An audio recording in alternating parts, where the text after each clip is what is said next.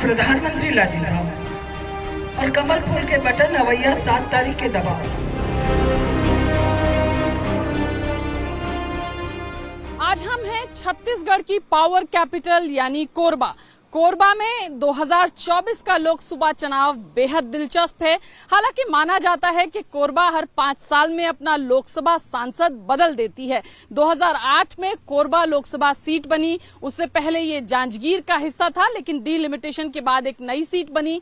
2009 में जब लोकसभा का चुनाव हुआ तो चरणदास महंत को यहाँ की जनता ने चुनकर लोकसभा भेजा।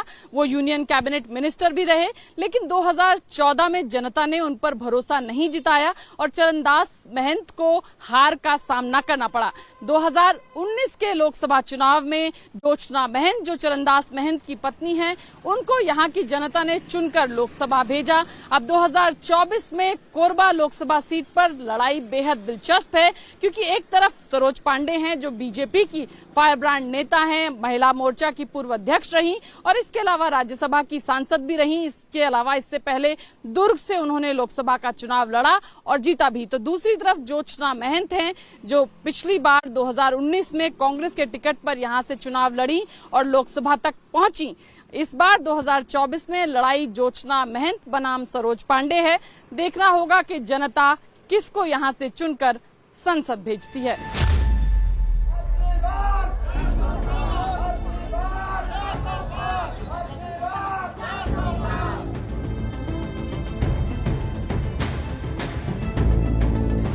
हमारे कांग्रेसी भ्रष्टाचार करते हैं, मैं नहीं करती, ये मैं नहीं कहती, ये कांग्रेस की सांसद ने कहा है। जब राम मंदिर का आंदोलन चल रहा था, हम कहते थे रामलला हम आएंगे, मंदिर वहीं बनाएंगे, और कांग्रेस के लोग उस समय सुप्रीम कोर्ट में क्या एफिडेविट दे रहे थे, कह रहे थे राम हुए ही नहीं।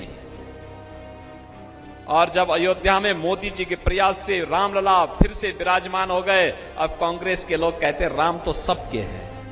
ये देश की लड़ाई है, देश को बचाने के लिए चुनाव हो रहा है। यदि फिर से सरकार बना लिए ऊपर वाले, तो हमसे एक संवैधानिक हक भी चुनाव का छीन। हॉट सीट कोरबा, यहाँ जल, जंगल और जमीन सबसे बड़ा मुद्दा है। लेकिन इस चुनावी जमीन पर रामराज, भ्रष्टाचार और लोकतंत्र बचाने जैसे इश्यूज गूंज रहे हैं। कोरबा में इस बार भाभी और दीदी के बीच टक्कर है। बीजेपी ने दुर्ग से सांसद रही सरोज पांडे को चुनावी मैदान में उतारा है, तो कांग्रेस ने अपने मौजूदा सांसद ज्योत्सना महंत पर फिर से भरोसा जताया है। यहाँ से 2 महिला नेत्रियां, एक बीजेपी से और एक कांग्रेस से चुनावी मैदान में हैं और चुनावी लड़ाई यहाँ पर बेहद दिलचस्प है।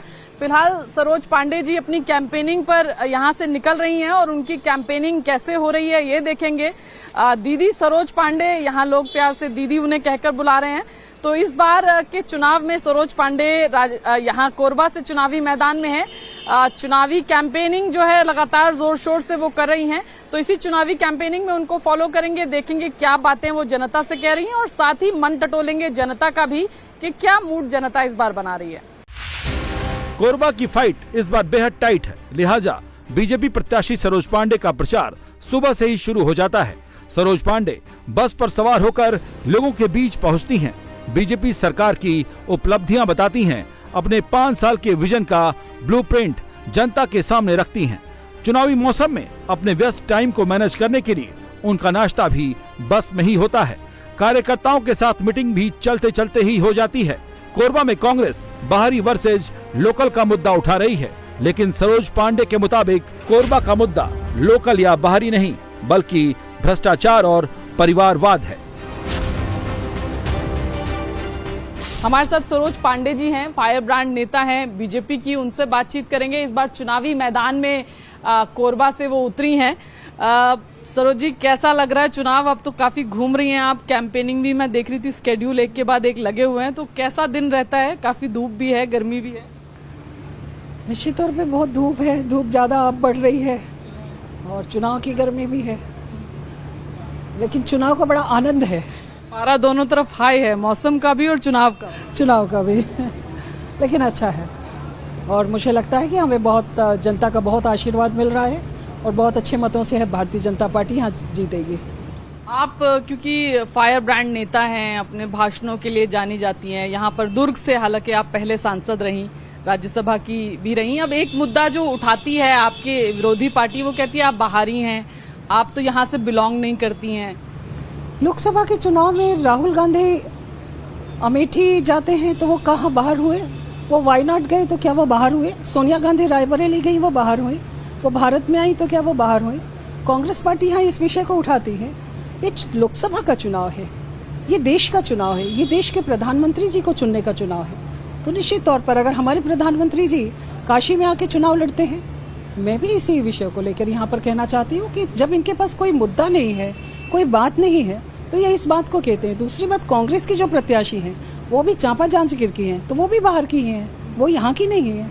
पिछले 5 साल में वो यहाँ के सांसद रहते हुए भी उन्होंने यहाँ एक बार भी कोई दौरा नहीं किया।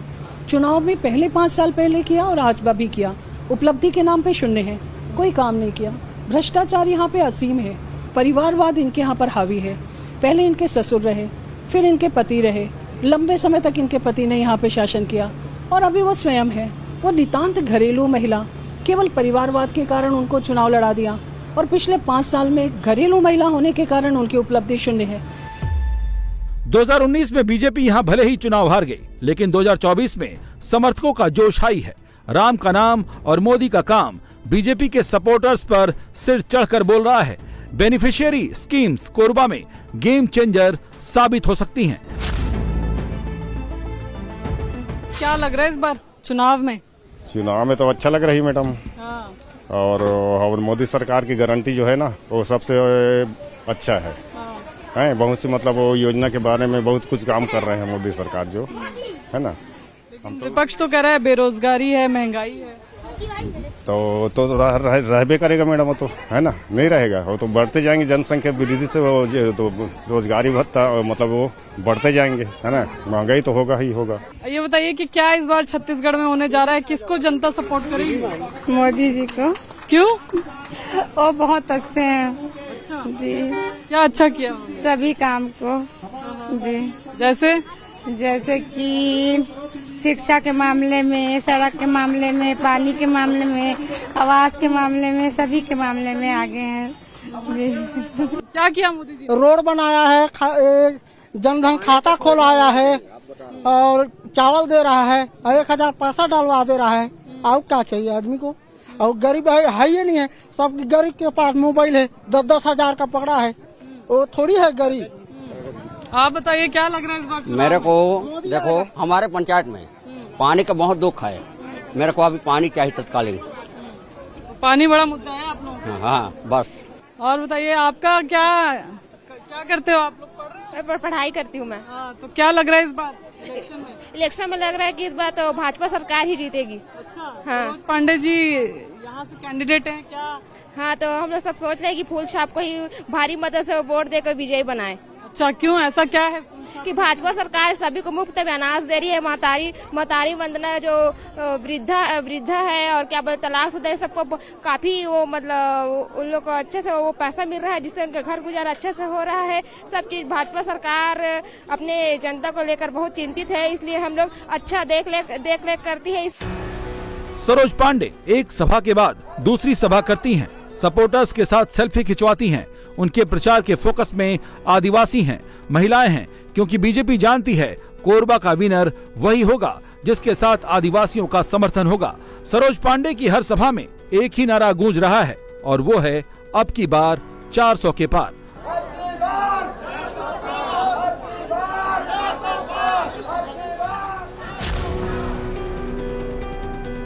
सरोज पांडे हैं, अपने लोकसभा क्षेत्र में घूम रही हैं, प्रचार कर रही हैं, और लोगों से नारे भी लगवा रही हैं अब की बार 400 पार।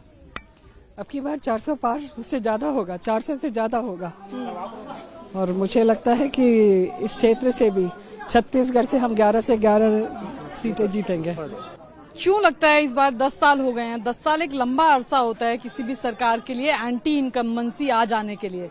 इस 10 साल के बाद भी अगर बीजेपी 400 पार की बात कर रही है, तो ये कॉन्फिडेंस की वजह क्या है? 10 सालों में जो काम किया है वो कॉन्फिडेंस की वजह है। 10 सालों में इतना काम हुआ है, और 10 सालों में ऐसी योजनाएं बनी जिन पर इसके पहले कभी किसी ने सोचा नहीं। ये गरीबों की थी, आज तक पहले कभी किसी ने नहीं सोचा कि शौचालय बनेगा, कभी किसी ने ये नहीं सोचा कि उज्ज्वला गैस योजना। हम जिस क्षेत्र में रहते हैं यहाँ पे लोग लकड़ियाँ काटते हैं और लकड़ियाँ काट कर ये बहनें जब जाती हैं तो बारिश के दिनों में बहुत घटनाएं घट जाती हैं। यहाँ पे जो जानवर होते हैं, कभी वो भालू से लड़ती हैं, कभी उनकी लकड़ी गीली रहती है, खाना बन नहीं पाता है। प्रधानमंत्री जी ने इनके लिए उज्ज्वला गैस योजना बनाई।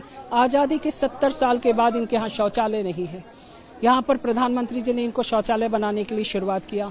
पीने के पानी की इतनी गंभीर समस्याएं हैं, वो अभी भी कह रही थी कि पीने के पानी की समस्या है। बोर नीचे चला जाता है, बहुत दूर से ये पानी लेके आते हैं। जल जंगल जमीन इन्हीं का है और यहाँ के आदिवासी ये बहुत सरल हैं, बहुत सहज हैं।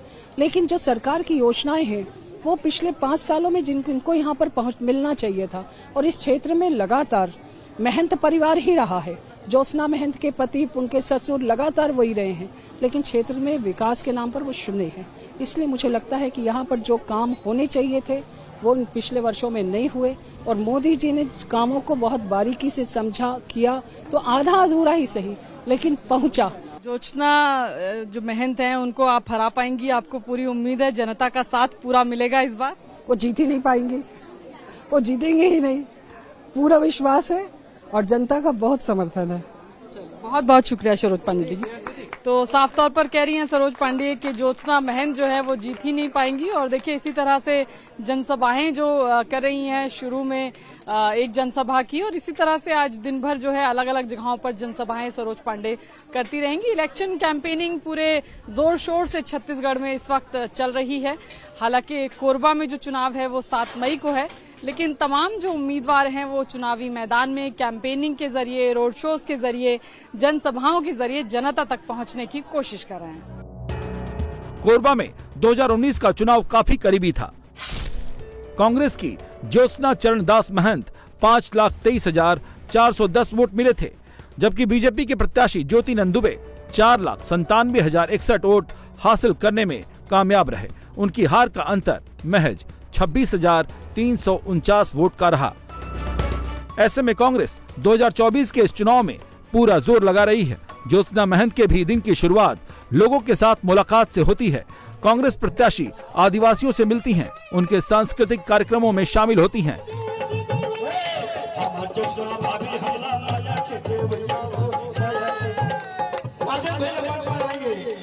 स्थानीय कामगारों के बीच जाती हैं, बताती हैं कि मोदी की गारंटी नहीं बल्कि कांग्रेस के न्याय पत्र से आदिवासी समाज का विकास होगा, उनका कल्याण होगा। कोरबा से कांग्रेस पार्टी की प्रत्याशी ज्योत्सना महंत हमारे साथ हैं। 2019 में भी कांग्रेस ने इनको उम्मीदवार बनाया था और लोकसभा में चुनकर ये यहां से गई थी। एक बार फिर से कांग्रेस ने अपना प्रत्याशी बनाया है ज्योत्सना महंत को, और इस बार कोरबा सीट पर लड़ाई जो है वो 2 महिला नेत्रियों के बीच में है। बात करेंगे ज्योत्सना महंत जी से। मैम, एक तरफ इस बार मोदी की गारंटी है तो दूसरी तरफ कांग्रेस का न्याय पत्र है। ज्योत्सना महंत को क्या लग रहा है कि क्या होगा, क्यों जनता एक बार फिर 5 साल उनको देगी? मोदी गारंटी पिछले 10 वर्षों से हमारी जनता देख रही है, और पिछले 10 वर्षों से यहाँ का कोई जन कल्याण या कोई ऐसा नहीं लग रहा है कि किसी सामान्य या गरीबी स्तर में उन्होंने कुछ काम किया हो। हमारी जनता खुद कह रही है कि 10 साल तक हमने देख लिया, अब 5 साल और किसकी गारंटी है पता नहीं। लेकिन हमारे आदरणीय राहुल जी ने, खड़गे जी ने, सोनिया जी ने जो न्याय पत्र बनाया है वो एक अपने आप में अनूठा है और अच्छा है, और लोग उसे पसंद कर रहे हैं, चाहे वो महिला वर्ग हो, चाहे वो युवा वर्ग हो, किसान भी, मजदूर भी, सभी उसे पसंद कर रहे हैं। कांग्रेस प्रत्याशी ज्योत्सना महंत दिग्गज कांग्रेस लीडर चरणदास महंत की पत्नी हैं। यही वजह है कि बीजेपी लगातार कांग्रेस पर परिवारवाद का आरोप लगा रही है। कह रही है ज्योत्सना महंत तो घरेलू महिला हैं, असली रिमोट तो चरणदास महंत के पास है। ज्योत्सना महंत इन आरोपों को महिलाओं का अपमान बता रही हैं। ये सीट पे थोड़ा समीकरण उल्टा है, हर जगह कांग्रेस के परिवारवाद पे हमला होता है, और इस सीट पे सरोज पांडे कह रही हैं कि आप लोगों का, आपके परिवार ने यहाँ परिवारवाद किया हुआ है। आपके ससुर जी लड़े, फिर आपके पति, और अब आप सांसद बन गई हैं, तो कहती हैं परिवारवाद आप लोग कर रहे हैं। देखिए 1952 में वो स्वतंत्रता सेनानी थे मेरे ससुर बिसाऊ दास महंत। वो लड़े चांपा से, पामगढ़, और कई सीटें थी उनकी, विधायक रहे और कई बार मंत्री भी बने। उनकी मृत्यु के बाद अर्जुन सिंह जी ने उनके बेटे को यानी महंत जी को टिकट दिया। तो ये एक हमारे जनप्रतिनिधि के बच्चों को आगे करके, क्योंकि उनमें हमें जो बातें थी जो हमारे अर्जुन सिंह जी ने देखी, उस तरह से हमको टिकट मिला। और तब ये लड़े 1980 में पहली बार, उसके बाद ये सांसद भी लड़े, उसके बाद ये स्पीकर भी बने विधानसभा के। जब देखा गया कि इनको यहाँ का टिकट मिलना चाहिए, तो ऊपर से हमारे जनता ने आवाज उठाई कि नहीं, ये तो यहीं रहेंगे, हमारे पास रहेंगे शक्ति क्षेत्र में। तो जनता को हम कैसे, अपनी प्रजा को कैसे दुखी करते। तो आदरणीय सोनिया जी ने सोचा कि जो जीतने वाला आदमी है, जो जीतने वाली महिला है, उसको दिया जाए। इसलिए मुझे मिला और मैं पिछले 45 सालों से अपने पति के पीछे रह के मैंने जन सेवा की है, अपनी एक पहचान बनाई थी। उसी पहचान के नाते यहाँ की जनता की आवाज थी कि हम भाभी को टिकट देना चाहते हैं, इसलिए मुझे मिली। पिछले विधानसभा चुनाव में छत्तीसगढ़ में बीजेपी को प्रचंड बहुमत मिला, लेकिन आदिवासी इलाकों में पार्टी का स्ट्राइक रेट दूसरी जगहों से ही बेहतर था। 2024 में कोरबा में मोदी की गारंटी काम करेगी या कांग्रेस के न्याय पत्र पर जनता भरोसा करेगी? जी क्या लग रहा है, किसकी हवा चल रही है इस बार, पंजे की के फूल की? अब पंजे है दबाना है। पंजा ही दबाना है? क्यों पंजा दबाना है? छत्तीसगढ़ का है ना पंजा। अच्छा, छत्तीसगढ़ का है पंजा। हाँ। और फूल? फूल है भाजपा वाला, हाँ। गड़वाने वाला, हाँ। दुकानदारी वाला। मोबाइल की शॉप है, क्या नाम है भैया? मेरा लवकुश जायसवाल। लवकुश जी, क्या लग रहा है इस बार चुनाव में, मोदी की गारंटी है या कांग्रेस पार्टी? चंदा खाने वालों की गारंटी नहीं हो सकता। हाँ। चुनावी चंदा खा सकते हैं ब्लैकमेल करके, उनको क्या गारंटी होगा? ईमानदारी से आप महंगाई में कोई बात नहीं होती, बेरोजगारी में बात नहीं होती, तो हम कई वोट हैं भैया। हम लोग युवा हैं, हम लोग यहाँ लोन, मुद्रा लोन के नाम में बेवकूफ बनाया जाता है, तो हम लोग क्यों वोटते हैं? कांग्रेस भी न्याय की बात कर रही है, रोजगार की बात कर रही है, महंगाई कम करने की बात कर रही है, वहाँ भरोसा है? मैम भरोसा तो क्यों ना करें, इनके ऊपर 10 साल कह चुके हैं, अब उनको भी मौका मिलना चाहिए। परिवर्तन ज्यादा अच्छा है। समारू राम, क्या इस बार कोरबा में मूड जनता ने बना लिया है, किसको वोट देना है? एक तरफ पंजा छाप है, एक तरफ फूल है। ज्योत्सना महंत यहाँ से सांसद है मौजूदा, तो क्या करने जा रही है जनता? मौजूदा सांसद को रिपीट करेगी? हाँ, कर सकते हैं, क्योंकि क्या है ना, अब देखा जाए तो भाई जो विकास करेगी वही हर पब्लिक लोगों का ही यही विचार है। हमारे तरफ भी वही विचार आए हैं कि ऐसे कुछ चर्चा हो रहा है। 4 जून को कोरबा में कमल खिलेगा या लगातार दूसरी बार पंजा चलेगा, वो तय होगा यहाँ के वोटिंग पैटर्न पर। कोरबा लोकसभा में किसी भी उम्मीदवार की किस्मत का फैसला करते हैं यहाँ के शेड्यूल्ड ट्राइब्स। जी हाँ, यहाँ का आदिवासी समाज जो है वो तय करता है किसको जिता करके यहाँ से लोकसभा भेजना है, क्योंकि आदिवासियों की आबादी यानी शेड्यूल्ड ट्राइब्स की आबादी यहाँ पर 44.5% है। इसके अलावा शेड्यूल्ड कास्ट जो है वो 9.2% है और 3% के करीब आबादी जो है वो मुस्लिम मतदाताओं की है। पिछली बार आदिवासियों की अगर हम बात करें, आदिवासी समाज जो है वो विधानसभा के चुनावों में कांग्रेस पार्टी के साथ खड़ा था और इसीलिए पिछली बार के विधानसभा चुनावों में यहाँ पर 8 विधानसभाओं में से 6 पर कांग्रेस पार्टी ने जीत दर्ज की थी। लेकिन 2022 के विधानसभा चुनावों में स्थिति पूरी तरह से बदल गई और 8 में से आज की तारीख में 6 विधानसभा सीटों पर बीजेपी का कब्जा है। इसके अलावा ट्राइबल बेल्ट बहुल जितने इलाके हैं, चाहे सरगुजा का इलाका हो, चाहे बस्तर का इलाका हो, कांग्रेस पार्टी 2018 का अपना प्रदर्शन 2022 के विधानसभा चुनावों में रिपीट नहीं कर पाई।